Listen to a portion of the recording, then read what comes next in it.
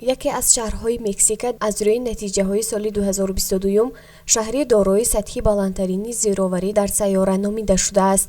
таври амидховар хабар медиҳад, дар ин хусус Казинформ бо истинод ба Mexico Daily Post иттилоъ додааст.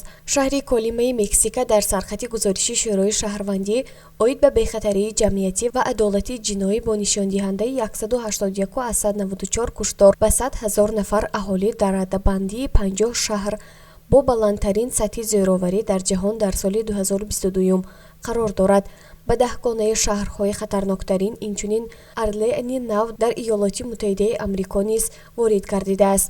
мувофиқи иттилои Бюрои Америкаи Лотинии Вашингтон, ки ба пешбурди ҳуқуқи инсон дар кишварҳои Америкаи Шимолӣ ва Ҷанубӣ бахшида шудааст, то моҳи майи соли 2022 дар Мексика беш аз 1000 нафар бедарак шудаанд ва ин рақам ҳар рӯз меафзояд. чойраки шахсони гумшуда занон ва духтарон мебошанд. аз 100 000 тақрибан 16 000 ноболиғ мебошанд. танҳо соли 2021 дар ин давлат 10 000 нафар бедарак шуданд.